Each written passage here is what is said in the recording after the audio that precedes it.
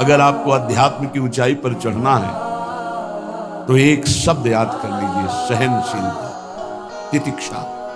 इसको सदैव जीवन में, एक श्लोक गंगा किनारे हमें जीने की सामर्थ्य देता था। जब कभी हमें प्रतिकूलता, दुख प्राय मिलते ही थे तो ये श्लोक, यम ही न व्यथ्यन्ते ते पुरुषम पुरुषर्षभ सम दुखा सुखाधीरम स्व अमृतत्वाय कल्पते। वो अमृत पद का अधिकारी हो जाता है जो आए हुए सारी व्यथाओं को, दुखों को मौन होकर सह लेता है, वो भगवान को प्राप्त होता है। जहां कोई कष्ट होता, बस यम ही न व्यथ्यन्ते ते पुरुषम पुरुषर्षभ सम दुखा सुखाधीरम स्व अमृतत्वाय कल्पते। हमें सहना है, हमें भगवत प्राप्ति करनी। अरे छोड़ो, इसने मारा, इसका कर्म जाने, चलो आगे, चलो आगे बढ़ो। भूख प्यास, गर्मी सर्दी, मान अपमान, दुख सुख, ये सब इस मार्ग के यात्री को मिलते ही है। और जो इसको सह गया वो जगत पावन करने वाला महात्मा बन जाता है। वो मम भक्ति युक्तो भुवनम पुनात, लोक के लोक को पावन कर सकता है जो भगवान के चरणारविंद में अपने चित्त को अर्पित कर दिया। इसलिए दुख ही हृदयत, चाहे जितना दुख पड़े प्यारे, किसी से मत, किसी से मत, चुपचाप मौन होकर सह जाओ। तुम्हारा स्वामी विधान करके तुम्हें दुख भेजा है तो बहुत बड़ा उसमें कोई सुख है। वो मंगल भवन है, तुम्हारा मंगल होने नहीं दे सकता। दिखाई दे सकता है कि अब अमंगल हो गया हमारा, अमुक अमुक अमुक, कुछ नहीं।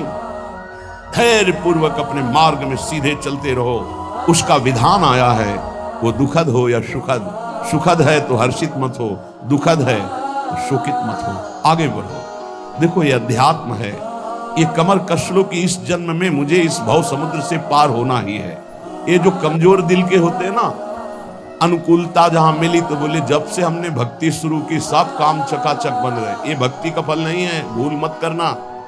ये तुम्हारे सुकृत चल रहे हैं इसलिए है। और जिस दिन दुष्कृत का फल आएगा उस दिन भक्ति करते हुए भी कदम रखना मुश्किल हो जाएगा, पग पग पर तुम्हें दुख मिलेगा। इस सिद्धांत को समझ लीजिए तो कभी आप निराश नहीं होंगे, शूरवीर होकर आगे बढ़ते रहेंगे। जो हमारी भक्ति ये नई फसल है और इस फसल की जो आनंद वृत्ति है वो भगवदानंद है, ज्ञानानंद है, अखंडानंद है, प्रेमानंद है। वो ये भोगानंद नहीं है, विषयानंद नहीं कि भगवान की बड़ी कृपा जो चाहो वो भोग मिल गए। ये सुकृतों के फल है। ये सुकृत और दुष्कृत दोनों को यही नष्ट कर दो और निकल चलो भगवान की परम धाम में, जहां नित्य सेवा सुख का आनंद सहचर्या ले रही है। श्रीपाद कह रहे संतर्जयस ताड़यन, कोई मुझे बहुत डांटे, भर्त्सना करे और ताड़यन, पिटाई भी कर दे, मुझे कुछ कभी शिकायत नहीं करनी प्रभु से। देख रहे हैं ना, वो उन्होंने विधान किया है ना कि इसको पीटो, तो हम चुपचाप पीट लेंगे, किसी से नहीं कहना। रही मन की मन व्यथा रखिए मन में गोए, सुनी ठिले हैं लोग सब बांटने। इसीलिए असंगो हम, असंग किससे कहें अपने दुख सुख की बात। अपना दिल तो दिलवर को दे दिया, जो बीते सो दिल तो उनके पास है, वो तो जाने दुख सुख की बात, हम क्या जाने। हम तो बस आपके हैं। मौन, अपने विषय में न सुख की बात करे न दुख की। मौन बात करे तो प्रभु की करे, नहीं तो मौन मान लीजिए। अगर ये मौन आप धारण कर लेंगे तो निकल जाएंगे माया से, नहीं तो किसी की निंदा कर देंगे, किसी का ऐसा कटु वचन बोल देंगे, परुख वचन बोल देंगे, भजन छीण हो जाएगा, भजन करने की वृत्ति नष्ट हो जाएगी। सैकड़ों लोगों के प्रश्न है कि पहले भजन अच्छा होता था अब नहीं होता। उसमें दो बातें होती हैं। एक तो भजन की ऐसी भूख बढ़ गई है कि अब उतने भजन से नहीं और भजन होना चाहिए। ये उत्तम महापुरुषों की कृपा पात्र भक्तों की वृत्ति होती है। और एक होता है कि आपसे वैष्णव अपराध बन गया, कुसंग हो गया, इस कारण से ऐसा। अगर आपके हृदय में कोई दोष वृत्ति नहीं हो, फिर भजन में ऐसा लगता है कि मेरे से बहुत कम भजन होता है, वैसा भजन नहीं होता जैसा हो। ऐसा बड़े बड़े महापुरुषों को भी अनुभव होता है। ये कोई निंदनीय बात नहीं है, वंदनीय बात है। पर वास्तविक यदि भजन नहीं हो रहा है, वास्तविक यदि आपका रुक गया है आनंद, तो आप ढूंढ लीजिए आपका भोजन गलत है, आपका संग गलत है, आपने कोई वैष्णव निंदा की है। बस यही कारण है, यही खोज लेना, यही सुधार कर लेना। किसी से क्षमा याचना की जरूरत नहीं। अंदर देखो और आचार्य गुरु से प्रार्थना करो, सब ठीक होगा। बड़े कृपाल है, जिन्होंने अपराधी मुझ जैसे को घसीटा तो अब अपराध बन जाएगा तो थोड़ी छोड़ देंगे वो। विश्वास कीजिए, उन्हीं से प्रार्थना कीजिए, नाथ यदि आपको अपराध मोचन कराना है तो भेज दीजिए मुझे उसके पास, या उसको बुला दीजिए, मैं पैर पकड़ लूं, हाथ जोड़ लूं यदि अपराध बन गया, और यदि आप चाहें तो आप क्षमा कर दें, आगे से सावधान रहेंगे। बड़े कृपालु हैं प्रभु, क्षमा कर देंगे। भजन की वृत्ति को रुकना ये सहन मत कीजिए, समय नहीं है कि आज नहीं तो कल भजन चल पड़ेगा, नहीं, तुरंत वाचिक में आ जाइए, तुरंत वाणियों का गायन कीजिए, नाम कीर्तन कीजिए, ढूंढिए अपराध क्या बना जो आंतरिक हमारा भजन रुक गया, और प्रभु से प्रार्थना करके उसको चलवाइए। वो बड़े कृपालु है, क्षमा कर दें। अगर आपने प्रगट में किसी का अपराध किया और वो उपस्थित हो तो जाओ, उनके चरण पकड़ो, उनसे प्रार्थना करो। भजन का रुकना सहन मत करो, बहुत कठिन है भजन करके भगवत प्राप्ति करना। वो हमारे अंदर सरलता पूर्वक भजन चल रहा है, उसको बचाओ। किसी की निंदा मत करना, किसी की अवहेलना मत करना। तुम्हारी कोई निंदा करे, तुम्हारी अवहेलना करे, सह जाना कह रहे हैं। इसमें क्या संतर्जय ताड़यन बंधनन, यदि वो कहीं मुझे बांध दें, मैं बंधना भी स्वीकार कर लूंगा। ऐसा भक्तों को कोई बांधता है क्या? हाँ, बांध देते। तितिक्ष ब्राह्मण की कथा में पढ़िए, उसको बांध दिया। एक सखी बहुत भजनानंदी थी, उसके परिवार के लोग रोज उसे पीटते थे और उसे बांध देते थे। सखूबाई नाम उसका सखी का था। एक सखी बहुत नागरीदास जी के संग में रहकर भजन की वृत्ति उच्च कोटि की सीखी थी, भागमती बाई। उनके पति ही उनके ऊपर सैया लगाकर नई नवीन रानी के साथ बैठते हुए ऐसा पिटाई करते, इतना कष्ट देते, पर वो उच्च कोटि की ऐसी महान भक्ता, परम सिद्ध बरसाने के जो वास करने वाले अपने नागरीदास जी थे, हरिवंश महाप्रभु के शरणागत, उनके सत्संग से ऐसी उच्च कोटि की दशा प्राप्त होने से कोई फर्क नहीं पड़ा। उसके कष्ट देने के लिए उसके ऊपर सैया लगाते, राजा थे, और नवीन रानी के साथ उसके ऊपर बैठते, उपद्रव करते, मारते पीटते, लेकिन वो सम रहती। संतर्जयस ताड़यन बंधनन, शांत, वो देख रहा है, बस तुमको यही सोचना, वो देख रहा है, मेरा स्वामी देख रहा है, वो देखते हुए मौन है ना, वो चाह रहा है ना तेरा किया मीठा लगे। बस बात समझ लो, इतना तो बहुत बड़ी वस्तु प्राप्त होगी, बहुत बड़ी। एक मिट्टी जब कुम्हार को अर्पित हो जाती है तो पीट पीट कर एक छोटा राई भर भी दाना नहीं रहने देता, क्योंकि राई भर भी अगर दाना रहा वहीं से मटकी फूट जाएगी, राई भर भी अहंकार रहा वहीं से भक्ति रस निकल जाएगा। पीट पीट के उसको एकदम बराबर, फिर भी चैन नहीं, जल डाल के रौंदा, फिर भी चैन नहीं, हाथों से मल कर अपने अनुसार बनाया, फिर चाक पे चढ़ाया, जो चाहा आकार दिया, सूर्य के ताप में तपाया, फिर उसको दहकते हुए आवे के बीच में रख के पकाया, फिर उसमें रस रखने लायक क्षमता आ गई उस मिट्टी में। ऐसे ही हम जब संत महापुरुषों को, श्री भगवान को समर्पित होते हैं तो ये सब होगा। रस रखने लायक हृदय तभी होता है जब आवे में तपता है, इसलिए तैयार रहो। तभी नागरीदास जी ने कहा, बड़ो ही कठिन है भजन ढिक डरिबो। एक शूरवीर योद्धा की तरह जैसे उसके अंग घाव से युक्त होते हैं, वो कदम पीछे नहीं आगे ही बढ़ाता है, ऐसे भजनानंदी चाहिए। चाहे मुझे चोर कहा जाए, पतित कहा जाए, गाली दिया जाए, मुझे मारा जाए, बांध लिया जाए, तो भी मैं भगवान पर दोषारोपण नहीं करूंगा। मैं यही निश्चय करूंगा, प्रभु मेरे देख रहे हैं, जोई जोई प्यारो करे, सोई मोई भावे, उनका विधान परम मंगलमय है। अंतः क्लेश मतीव दुस्सह तरम प्राप्नोति नाना विधि। मुझे अंदर से भी बहुत पीड़ा दी जाए, काम पीड़ा, क्रोध पीड़ा, लोभ, बाहर से तो ये दिया जाए और अंदर से भी ये दिया जाए, तो भी हे प्रिया जो आपसे नहीं कहूंगा। प्रेम में कभी शिकवा शिकायत नहीं होती, ना इष्ट से और अपने प्रीतम के विधान से दिए हुए कष्ट को हम दूसरे से कह दें। धिक्कार है हमारी प्रीति को, प्रीतम सहावे और मैं दूसरे से शिकायत करूं? नहीं, हर विधान आपका सहो। ये प्रेम है मस्ती का, ए लज्जू पंजू ऐसे काम नहीं है इनके। ये तो देखते हैं पैर धर के, अगर गर्म लगा तो हटा लेंगे, मत रखना गर्म ही गर्म है। छाती मजबूत करके कि आग पे चलूंगा, तो पैर रखोगे तो चंदन हो जाएगा आग में भी।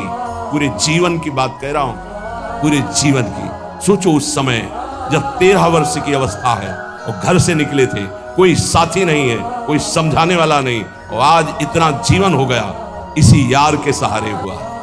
इसी यार, ना 1 रुपया कभी था, न रहा है, न रहेगा। प्रेमानंद का 1 रुपया नहीं, प्रेमानंद की 1 वस्तु नहीं, ना रहा ना रहेगा। हाँ, प्रेमानंद की सब वस्तुएं हैं, ना होते हुए भी पूरा विश्व मेरा। क्यों? प्रेमानंद भगवान का है। भगवदानंद को प्रेमानंद कहते हैं। वही संपत्ति जीवन भर एक ही साथी रहा है। और हे नाथ, ऐसी कृपा करना दूसरा साथी बने ना। अब आओ तो मृत्यु रूप में ही आओ, और किसी रूप में मत। साथी हो तो आपका साथ हो। सर्वहरण करने वालों में मैं मृत्यु हूं, बस उस रूप का इंतजार है। आओ उस रूप में, समेट लो अपने लिए। बस कभी किसी से शिकायत, कभी किसी ने कैसे हो, आनंद नहीं सुना है, किडनी खराब हो तो सुना ही होगा, कोई दुख नहीं, कोई दुख नहीं। वर्तमान दुख वर्तमान के आनंद से बहुत छोटा है। क्या दुख स्वामी के द्वारा दिया हो, ये आप हमारी प्रार्थना मान लीजिए। इस मार्ग में चलने पर जो दुख मिले कभी किसी से कहना नहीं तो प्रीति में कलंक लग जाएगा, वो तुम्हें प्रभु से हटा देगा। नहीं, रहीमन मन की मन व्यथा रखी मन में गोए, सुनित ले है लोग सब बाट न लिए। ये भगवत मार्ग शूरवीरों का मार्ग। कभी अपनी अंतर व्यथा को किसी से मत कहो। जीवन में अगर कोई हमें कष्ट दे रहा है तो हमारा कर्म है, ना कि कोई व्यक्ति। ये बिल्कुल सिद्धांत तक चर्चा समझ लो। वही व्यक्ति जो मुझे द्वेष करता, वही व्यक्ति जो मुझे कष्ट और दंड देता, वही व्यक्ति प्रणाम करके छाती से लगाकर आंसुओं की धारा से अभिषिक्त किया, तो वो व्यक्ति था या कर्म? जब कर्म भोग हो गया तो वही हृदय से लगा के अश्रुधारा से क्षमा की। बहुत ऐसा नहीं, आप तो बड़ी कृपा की। व्यक्ति कभी कष्ट नहीं देता, मेरा कर्म उसके ऊपर सवार होकर मुझे दंड देता है। इसलिए मैं किससे कहूं? अपनी जबान से दांत कट जाए तो किससे कहूं? ये जो दांत, इससे जबान हमारी पीड़ा को किससे कहूं? अपने हाथ से चोट लग जाए किसको कहूं? ऐसे सब आत्मा स्वरूप हैं। हमारा कर्म ही उनके ऊपर सवार होकर हमें दंड दे रहा। इसलिए भाई, श्रीपाद का सिद्धांत जो कह रहे कि अगर भगवत प्रेम प्राप्त करना है तो मुंह बंद। 22 बाजार में कोड़े मारे गए, एक बार भी श्री कृष्ण से नहीं कहा। पूज्य भाई जी महाराज के जीवन कष्ट में, कभी श्री कृष्ण से बाबा नहीं सह पाए। बाबा ने श्री कृष्ण से कहा, श्री कृष्ण चंद्रजू से, ये क्या है, इतना कष्ट क्यों दे रहे हो उनके शरीर को? मुस्कुरा दिए, बोले मैं नहीं दे रहा हूं, ये तुम्हारे कर्म का फल भाई जी भोग रहे हैं। ऐसा बोले हाँ। सीधे अस्पताल गए, भाई जी से कहा, ये आप हमारा प्रारब्ध क्यों भोग रहे हैं? वो कहा, आज ये कौन सा खेल रच रहे हो बाबा, क्या बात कर रहे हो? जीव का अपना कर्म भोगना होता है, किसी और का निजीकृत कर्म भोग। तो उनका आप हमको बहका नहीं सकते, हमें परम तत्व से पता चला है कि आप हमारे कर्म। तो हंस दिए भाई जी और बोले, देखो हमें कोई फर्क नहीं, आपको फर्क पड़ता। आप चढ़ो, जिस साधना की चढ़ाई पर चढ़ रहे हो चढ़ो, मंगलमय श्री कृष्ण तुम्हारी यात्रा को पूर्ण करें। हम तो अस्पताल में पड़े पड़े प्रिया प्रीतम के साथ खेल रहे हैं, कोई फर्क नहीं पड़ रहा। बड़े महापुरुषों ने अपने कष्ट की तो बात जाने दो, दूसरों के कष्टों को लेकर भोगाए। हम जरा सा कष्ट आ जाए तो बोले हमारी अंदर श्रद्धा थी अब खत्म हो रही क्योंकि कष्ट आने लगा। उसमें भगवान का क्या दोष है? वो तो बड़े कृपालु हैं कि ऐसे पापात्मा होने पर भी मुझे महात्माओं का संग दिया, धाम का वास दे रहे, नाम जपवा रहे। अब हमारे पूर्व प्रारब्ध हमें कष्ट दे रहे हैं, इस समय भी वो हमें दुलार कर रहे हैं। जीव समझता नहीं, केवल दोषारोपण भगवान और भगवत मार्ग पर कर देता है। इसलिए उपासक को अंतः क्लेशमति व दुस्सहतरम, ये जो आप काम क्रोध से जल रहे हो ना, ये तपस्या है, इसका बहुत बड़ा लाभ मिलेगा। और अगर भोग रहे हो ना, गिर रहे हो, पतित हो रहे हो, तो वो सुख नहीं, वो शांति नहीं, वो विश्राम नहीं। तो एक बात ध्यान रखना, इस शब्द को याद रखना। ऐसे रहने पर भी हमारे द्वारा जो भी, वो हमारे स्वामी ऐसे लेते हैं। जन अवगुण प्रभु मान न काऊ, दीन बंधु अति मृदुल स्वभाव। कल शाम के पूज्य परमहंस राम मंगलदास जी की वाणी का चिंतन हो रहा था। कह रहे कि जो 30 मिनट भगवान नाम कीर्तन कर लेता, मेरी बात पर विश्वास रखना, हो उसको भगवत प्राप्ति होगी। 24 घंटे में 30 मिनट नाम कीर्तन कर लेता है और अन्य समय विस्मरण रखता है, तो 30 मिनट का नाम कीर्तन उसे भगवत प्राप्ति करा देगा। तुम्हें जो पाठ प्रिय हो 30 मिनट पाठ कर लोगे, भगवत प्राप्ति होगी। कर लो। बहुत पहुंचे हुए महापुरुष जिनके चरणों में अपार श्रद्धा है, आप लोग को रात दिन लगे आपको भगवत प्राप्ति नहीं होगी। चूक हो जाएगी तो जन अवगुण प्रभु मान न काऊ, दीन बंधुवति मृदुल स्वभाव। अग्नि की ज्वाला के समीप रुई का पहाड़ कितनी देर टिकेगा, कितनी देर टिकेगा, उसके ताप में झुलस जाएगा। ये अग्नि की ज्वाला है भगवान नाम कीर्तन, भगवत यश गुणगान। तो जैसे किसी को लगे कि वो नाम जब भी करता है वो रुचि पूर्वक पाप करता है, असंभव। नाम जापक रुचि पूर्वक पाप कर ही नहीं सकता, उसका हृदय जलेगा। पक्का आप जप करके देख लीजिए, आप जप कीजिए नाम और फिर आपसे पाप जब बनेगा तो आप फिर हालत अपनी देख लीजिएगा, बार बार हृदय जलेगा, नहीं नहीं नहीं। तो एक दिन वो नहीं सिद्ध हो जाएगा और आप निर्विकार हो जाएंगे।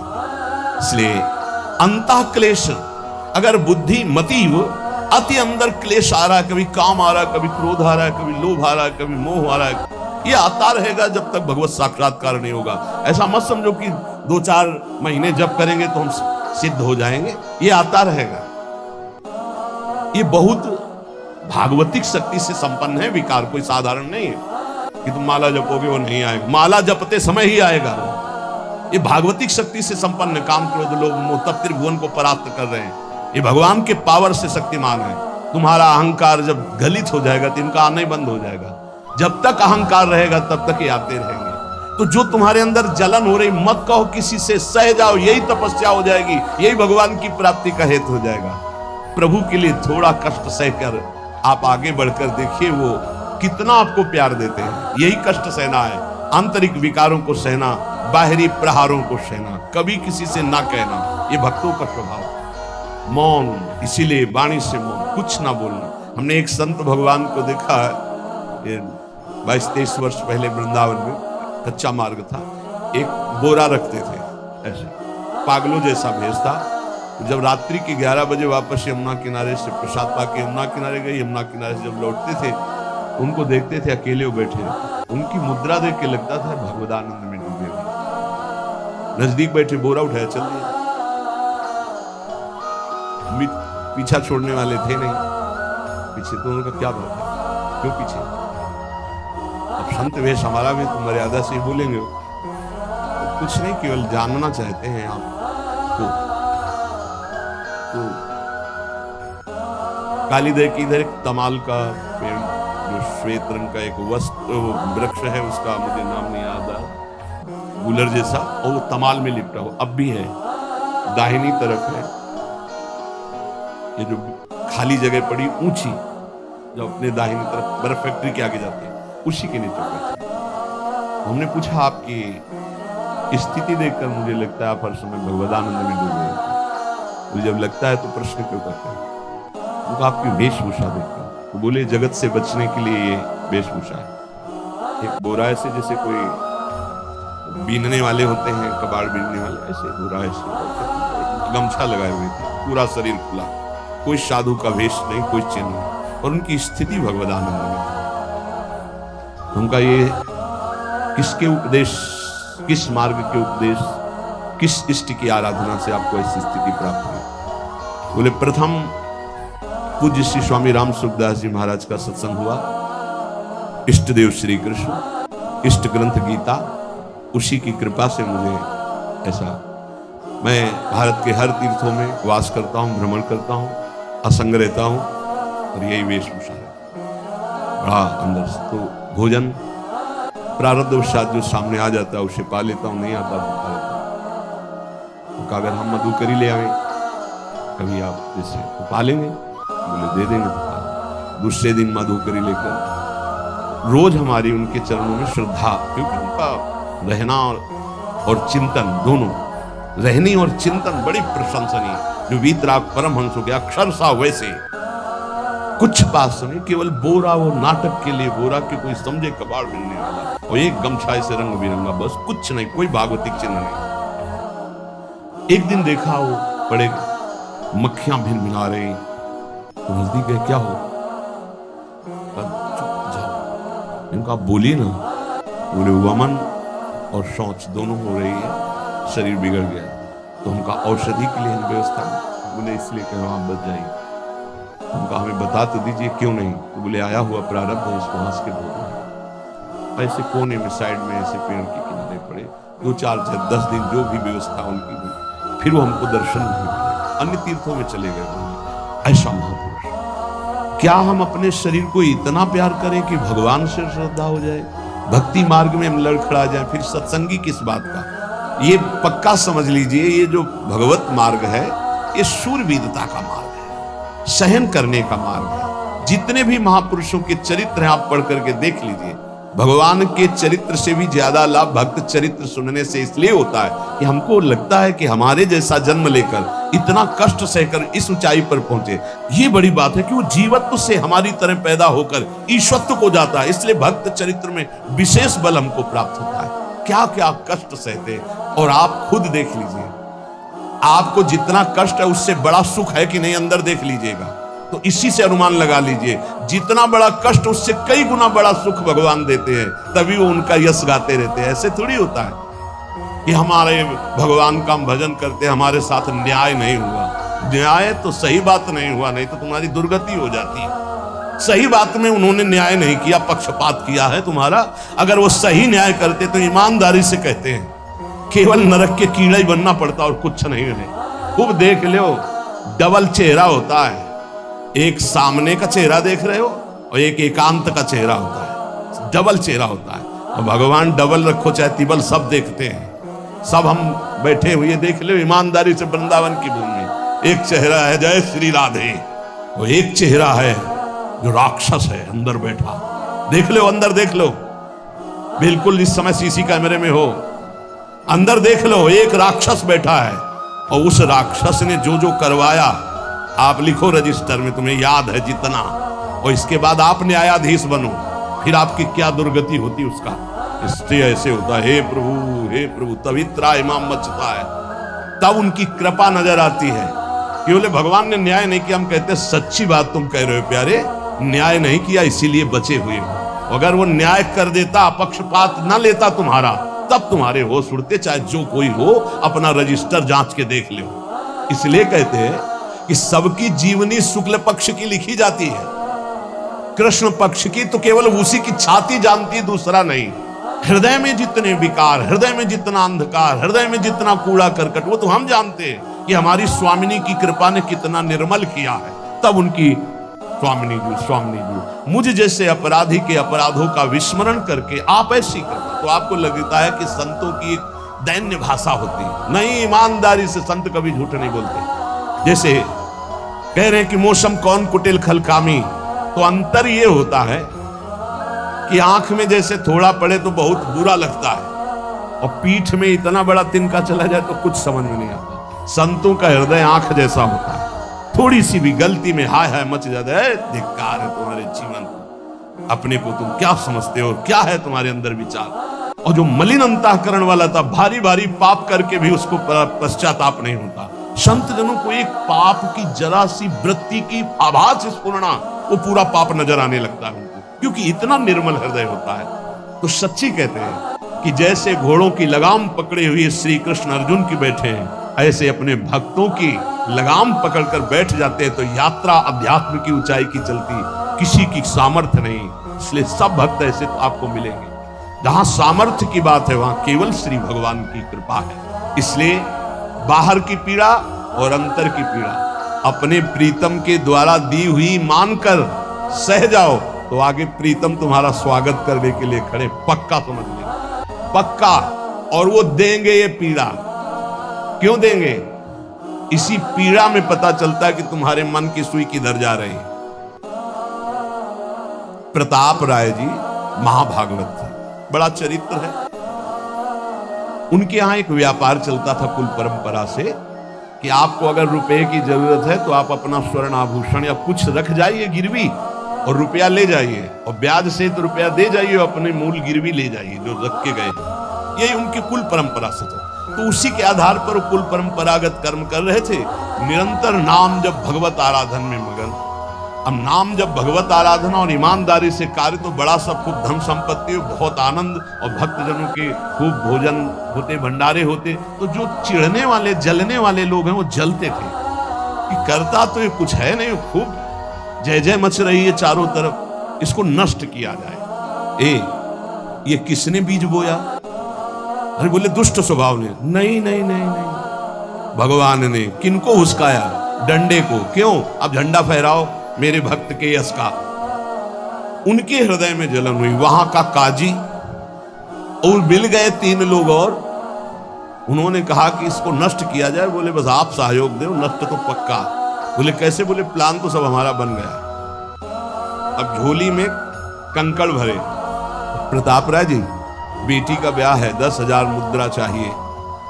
बोले गिरवी? बोले है स्वर्ण मुद्राएं। अब वो इतने ईमानदार, विश्वास, बोले बॉक्स रखा रहता है उसी में रख दो, दस्तखत करो, 10,000 रुपये लो, ब्याज से दे जाना, अपना ले जाना। थोड़ी देर बाद दूसरा आया ऐसे, फिर तीसरा आया, तो उनका व्यापारी था। 5 दिन बाद वापस आया और काम बन गया। ब्याज सहित ये रुपये लो, हमारा आभूषण वापस करो। बोले जहां रख गए थे वैसे उठा लो। बॉक्स से उठाया ऐसे। अरे देखो कितना नाटक करता है, माला जपता है, भगत बनता है, हमारे स्वर्ण आभूषण हटाकर कंकड़ पत्थर भर दिए। अब लोग तो आश्चर्यचकित हो रहे थे कि ये भगत जी तो ऐसे है नहीं।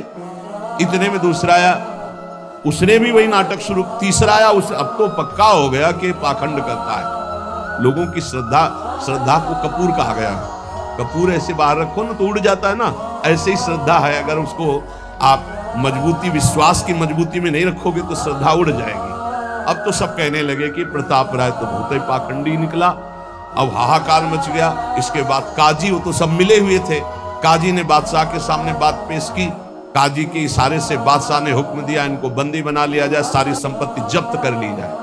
अब राज सैनिक बंदी बना लिए प्रताप राय जी को। सारी संपत्ति जब्त होने लगी तो उन्होंने अपनी पत्नी से इशारे से कहा, ठाकुर जी लो, भाग जाओ अपने मायके, ठाकुर जी को बचाओ। ऐसी स्थिति में याद क्या है? ठाकुर जी को बचाओ, उनका भोग राग चलता रहेगा, हम तो जेल में कष्ट भोग लेंगे। ऐसा ही हुआ। वो पीछे की खिड़की से अपने ठाकुर जी को लेकर सब तहस नहस हो गया। म्लेच्छ सेना साहब नष्ट भ्रष्ट कर दिया, बंदी बनाया, उनको ले गए, जेल में डाल दिया। कुछ लोगों ने कहा कि महाराज अभी ठाकुर जी अष्ट धातु के हैं, बहुत महंगे हैं, उनकी पत्नी इसीलिए लेके भाग गई है। मायके से पत्नी को भी बंदी बना, ठाकुर जी को भी संपत्ति के रूप में जब्त किया और जहां संपत्ति थी वहां गोदाम में ठाकुर जी को ऐसे जिससे संपत्ति डाल दी वैसे डाल दिया। जब पत्नी नजदीक हथकड़ी बेड़ियों के सहित और वो तब एकांत जब हुए तो उनका, प्रभु आज तक मैंने कभी आपसे मांगा नहीं और कोई शिकायत नहीं की, बस एक कष्ट है इस समय कि आपको गोदाम में डाल दिया गया है। हम प्राणों से अधिक आपको प्यार करते हैं और आपको भोग नहीं लगेगा, आपकी सेवा नहीं होगी, ये हम बर्दाश्त नहीं करेंगे। प्रभु कुछ उपाय करो जिससे आपकी सेवा, अगर हमें ये पता भी चल जाएगा कि आपको भोग लग रहा है तो आजीवन हम पति पत्नी को जेल में रखो, मुझे कोई कष्ट नहीं। प्रभु ये सब कुछ हुआ, मुझे कोई कष्ट नहीं, आपको भोग नहीं लगेगा, इस बात से मैं जीवित नहीं रह पाऊंगा। भगवान देर थोड़ी लगी युगल सरकार गल भैया दिए हुए, क्योंकि इस स्थिति में भी तुम्हें मेरी चिंता है। तुम्हें अपने अपमान की, अपनी संपत्ति जब्त की, अपने जेल की दुख की कोई चिंता नहीं, मेरी चिंता है। वही साक्षात्कार, अब तत्काल, अब वो तो चाबी बदलने वाले हैं ना। ज्ञानी मूढ़ न कोय, जस जय का रघुपति करे तस ताही क्षण हो। बोले भियस महेश तब, ज्ञानी मूढ़ न को। उस वहां का जमींदार जो था उसने कहा ऐसा हो ही नहीं सकता, यह सब गलत है, पाखंड रचा गया है प्रताप राय जी के प्रति। बादशाह के सामने विरोध प्रकट कर दिया, नहीं सही जानकारी जांच हो। बादशाह ने उन तीनों को बुलाया और कहा फांसी पे चढ़ा देंगे यदि सही नहीं बोलोगे। सही सही बोल दिया कि उसमें सोना तो रखा ही नहीं था, कंकड़ रखे थे। काजी की सब बात थी, काजी को दंड दिया गया, तीनों को बंदी बना लिया गया। प्रताप राय जी को पूरा नुकसान सहित सब अर्थ दिया गया और बड़ा सम्मान किया गया। फिर जीवन, ये घटनाएं भक्तों के जीवन में आती हैं, किस लिए? भगवत साक्षात्कार कराने। भगवत साक्षात्कार जेल में प्रताप राय और उनकी पत्नी को हुआ। इसलिए उपासक को कितनी भी परिस्थिति कष्ट की आवे, वो तुम्हारे आनंद का वर्धन करने वाले बनेगी, विश्वास रख लीजिए। बस किसी से सहयोग मत मांगना और किसी को अपनी बात मत कहना। प्रताप राय जी ने किसी से भी नहीं कहा, कुछ भी नहीं बोले, केवल प्रभु से कहा कि आपकी सेवा अगर हमको कान में सुनने को मिल जाएगी कि आपका भोग लग रहा है तो मुझे कोई कष्ट नहीं होगा, लेकिन ये मैं नहीं सह पाऊंगा कि आप गोदाम में से क्योंकि मैं जीवन भर आपको दुलार करता रहा हूं प्रभु। अब वही भगवत साक्षात। तुम्हारी सुई कहां जाती है? मन की। कष्ट की स्थिति में कोई मित्र, कोई रिश्ते नातेदार, कोई पावर काम आता है, या भगवान की तरफ जाए? अगर भगवान की तरफ तो जीत गए, और अगर संसार की तरफ ऐसे भी मिलने, आप बिल्कुल फोन कर देना, हम तुम्हें अमर कर देंगे। नहीं, फाड़ के फोन नंबर फेंक देना कि हम रखेंगे भी नहीं ऐसा नंबर। जब कोई नंबर नहीं होता तब हरि का नंबर लगता है। जिसके पास किसी का फोन नंबर नहीं होता उसका हरि का नंबर लगता है। ध्यान ले दो, कलयुग है इसीलिए सबके पास नंबर भेज दिया है। सबके पास नंबर है क्योंकि हरि से फोन नहीं कर सकते। हरि का फोन जानते हो कैसा होता है? जब आर्थ होकर अनाथ भाव से असरण कोई नहीं मेरा, तब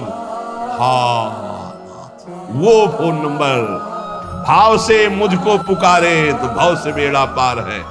भाव पूरित टेर ही करती मुझे लाचार है। भाव बिना भगवान आवाजें नहीं सुनते। भाव सुनी पुकार भगवान नहीं सुनते। भाव कब आता है? बाजार में थोड़ी मिलता है। किसी से हमारा संबंध नहीं। ये जीतना है तो बातें पकड़ लो सत्संग की। कोई विपत्ति दुख आने पर अगर किसी का नंबर आपको याद आवे कि अगर हमें विपत्ति आएगी तो कौन सा नंबर याद आएगा? बोले अमुक का, उसको डिलीट कर दो। नहीं, अमुक का नंबर नहीं रखेंगे हम, श्री जी का। श्री जी का नंबर क्या है बताया तुम्हें? क्या है?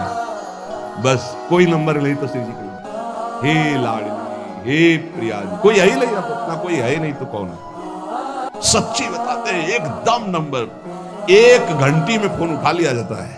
एक गजेंद्र ने जब देखा कि कोई मेरा सहयोगी नहीं, हरि नहीं पहुंच पाया, काम हो गया। हरि पूरा नहीं कर पाए, काम हो गया।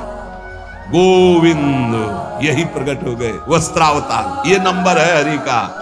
जब तक पांडवों की तरफ, भीष्म की तरफ नंबर नहीं लगा, दांत तक पकड़ा, नंबर नहीं लगा, और जब छोड़ दिया कहा गोविंद, बस नंबर लग गया। ये है भगवान को पुकारना, ये है भगवान तक आवाज पहुंचाना। कोई हमारा नहीं, यही तो हमारी साधना है। और यहां मान नंबर लिखे चले जा रहे हैं, व्यवहार बनाए चले जा रहे हैं, डायरी बनाए चले जा रहे हैं। इतने नंबर, ये सब क्या करोगे? ये सब नरक पहुंचाएंगे नंबर। एक केवल हो हरिश्चंद्र, सब काम बन जाए। बोले नहीं, सहयोग होता है। इससे क्या सहयोग होता है? अगर बात बिगड़ जाए तो अंगरक्षक ही सूट कर देता है। और कौन? अंगरक्षक ही सूट कर देता है। अगर वो चाबी बदल जाए ना तो रक्षक ही भक्षक बन जाता है। किससे रक्षा चाहते हो? जो काल का भी शासन करने वाला है, उससे रक्षा चाहो। देखो सच्ची बात, ये केवल प्रवचन नहीं कर रहे, हृदय की बात कह रहे। मान लीजिए मेरे प्रभु ऐसे कोई महान नहीं है। वो जिसको महान करते हैं वही महान हो जाता है प्यारे। ऐसे हाथ हटा ले तो सब हान ही हान है, कोई महान नहीं है। महान नहीं, वो हटा ले तो बस उन्हीं से महान है। सच्ची कहते हैं, उन्हीं से बहाल है। दबी बात खुल जाए तो असलियत समझ में आ जाए। और वो जानते हैं, और वो जानते हुए हमें नमस्कार करवा रहे, प्रणाम करवा रहे, भोजन दिला। अरे जय बोलो उनकी। हमारे साथ भगवान ने क्या किया? तुमने भगवान के साथ क्या किया? कितनी कृपा की भगवान। इतने अपराध का दंड जानते क्या होता है? पूरा जीवन बर्बाद हो जाए। और यहां पूरे जीवन अपराध कर रहे हैं, जीवन आबाद किए हुए हैं ऐसे प्रभु के प्रति। हम इसलिए कह रहे हैं, जो कहते हैं ना हमारी भगवान पे श्रद्धा नहीं रहेगी, तो तुम्हारे ऊपर हमारी श्रद्धा नहीं रहेगी। देखो ना कहां श्रद्धा लायक हो तुम, क्या हो तुम। ये हम असलियत कह रहे हैं। ऊपर से चिकना चुपड़ा, अंदर से सब गंदा होता है। भगवान बचावे, नहीं तो मना खष्टान इंद्रियाणी प्रकृति स्थान कर सती। दुर्गति वाले काम होते हैं, दुर्गति वाले। आप जो भी देख रहे हो केवल कृपा देख रहे हो। अगर वो कृपा हट जाए तो कुछ नहीं देखने लायक किसी में भी। जहां कहीं कुछ भी है वो मति की रति गति भूति भलाई।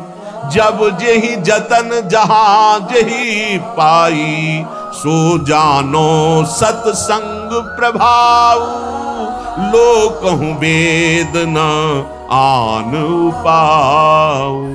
इसलिए हम कहते हैं, ये मत कहो मुझे भगवान पे श्रद्धा नहीं रह गई। भगवान की इतनी कृपा है, हम कैसे तुम्हें बताएं। कृपा ही कृपा है कि वो न्याय ठीक से नहीं करते। किनके साथ?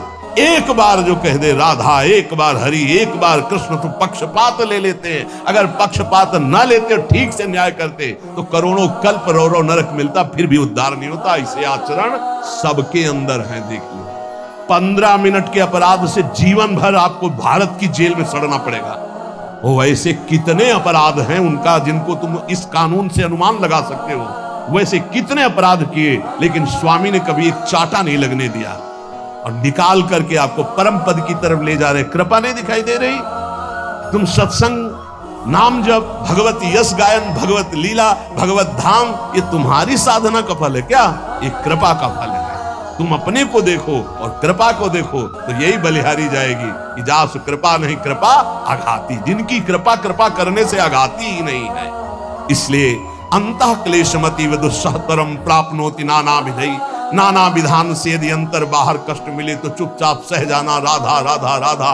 आगे बढ़ोगे तो भगवत प्राप्ति हो जाएगी। हेलो दोस्तों, अगर हमारा वीडियो आपको अच्छा लगा हो तो वीडियो को लाइक और चैनल को सब्सक्राइब जरूर करें।